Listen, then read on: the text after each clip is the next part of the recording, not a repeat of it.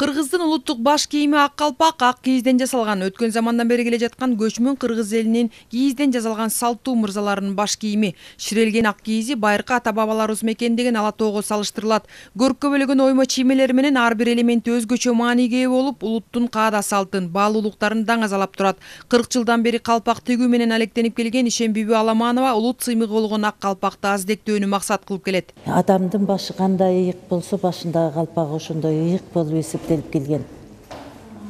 Ден соолукка пайдасы өтө көп.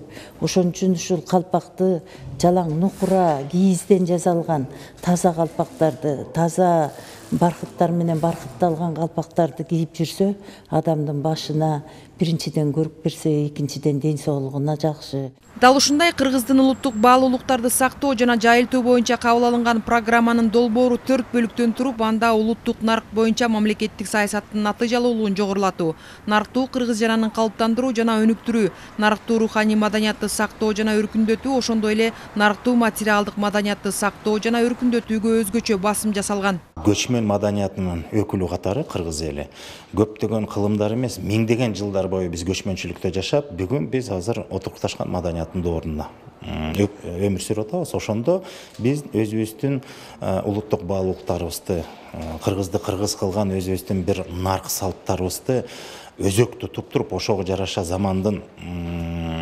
жетишкендиктерин, ийгиликтерин кошо жуулуштуруп алып кетсек, анда бизде өнүгүү болот деп эсептейбиз. Сулайман Рызбаев улуттук наркты, каада салтты туу туткан инсан катары дайым изденип, кадыр баркты жана ар намысты, айкөлдүктү жана адилеттүүлүктү, абийирди сактоо боюнча китеп жазып чыккан. Өз элинин тарыхын мыкты билген, башка элдин наркын, үй бүлөлүк баалуулуктарын жана ишенимдерин сыйлаган жазуучу улуттук наркты сактоо жана өнүктүрүү жөнүндө программанын дагы түзүүчүлөрүнүн бири болду. Нарктуу адамды калыптандыруу маселеси биринчи көңүлгө алынды да. Себеби нарктуу адам болмой сайын, нарктуу сапаттар адамдарыбызда болмой сайын, андан нарктуу коом болбойт да.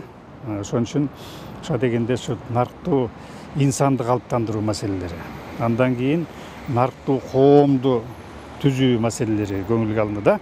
Демек, нарктуу коом кандай болот, нарктуу адам кандай болот деген маселелер кирди.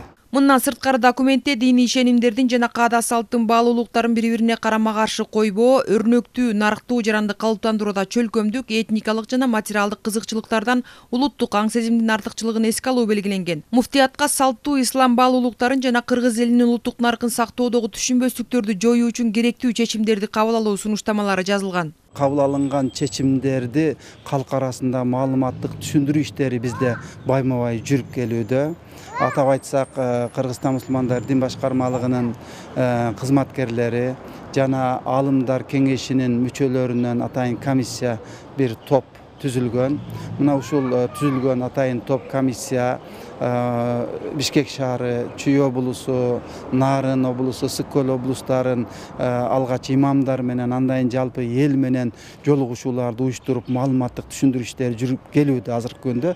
Бүгүнкү күндө атап айтсак, атайын ошол түзүлгөн бизде комиссия топ бүгүн мына Жалал Абадта ишин баштады. Документте жалпы жонунан келе жаткан 5 жылдын ичинде ишке ашырыла турган 40тан ашык иш-чаралар жана ыкмалар жазылган. Программаны ишке ашыруу үчүн мамлекеттик катчыга караштуу идеология боюнча атайын комиссия түзүлөт. Мындан сырткары 2022 жылдын 31 декабрына чейин Кыргызстанда улуттук нарк күнү негизделет.